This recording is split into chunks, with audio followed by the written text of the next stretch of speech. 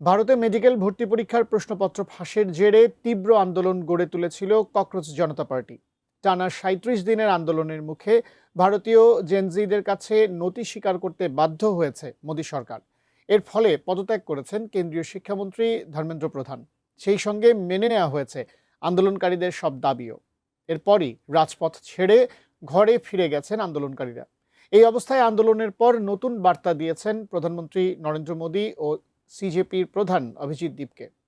বিস্তারিত জানাচ্ছেন শেখ ফরিদ।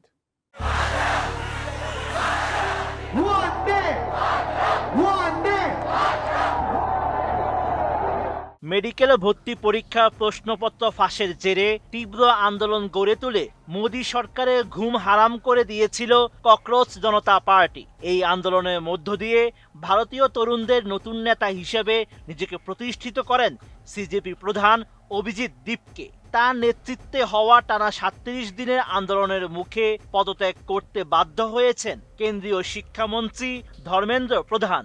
সেই সঙ্গে নতি স্বীকার করে আন্দোলনকারীদের সব দাবি মেনে নিতে বাধ্য হয়েছে মোদী সরকার। সফল এই আন্দোলনের পর এবার নতুন এক বার্তা দিয়েছেন সিজেপি প্রধান অভিজিৎ দীপকে। ২৬ জুলাই সামাজিক মাধ্যম এক্সে দেওয়া এক ভিডিও বার্তায় তিনি বলেছেন, এটি কেবল শুরু, পথ এখনো অনেক বাকি। ভারতীয় সংবাদ মাধ্যম এনডিটিভি জানিয়েছে, মেডিকেল ভর্তি পরীক্ষার প্রশ্নপত্র ফাঁসের ঘটনায় শিক্ষামন্ত্রী ধর্মেন্দ্র প্রধানের পদত্যাগ এবং সরকার সিজেপির অন্যান্য দাবি মেনে নেওয়ায় এখন কিছুটা বিশ্রামের সময় এসেছে ককরোচ পার্টির প্রধানের। দেশব্যাপী গড়ে ওঠা আন্দোলনে ৩০ বছর বয়সী এই মুখ সেই বিশ্রামের মুহূর্তগুলোকে পূর্ণ মাত্রায় উপভোগ করছেন।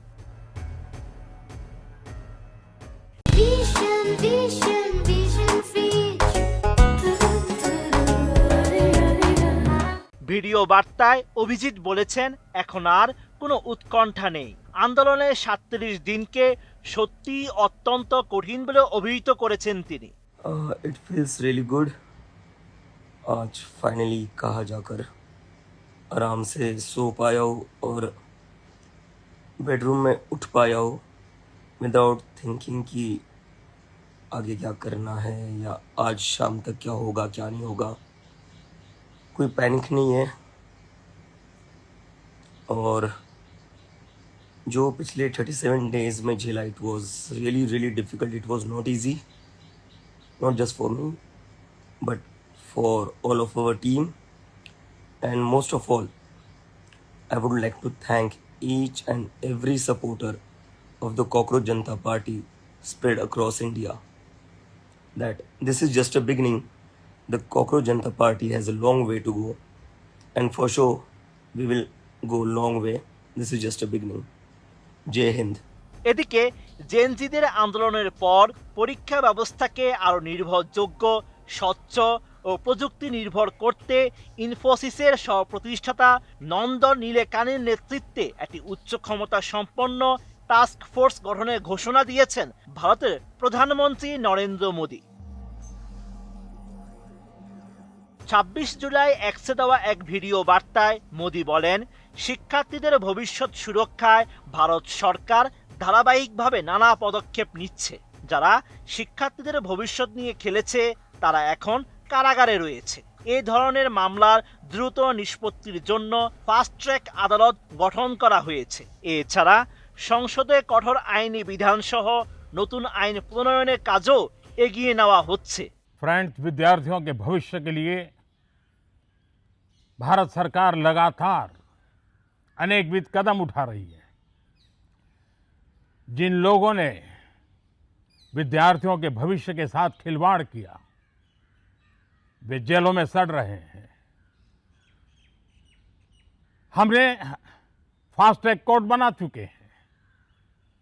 हम कल पार्लियामेंट के अंदर भी कठोर कानूनों के प्रावधान के साथ नया कानून बनाने की दिशा में भी आगे बढ़ रहे हैं। लेकिन हमें भविष्य के लिए सोचना है।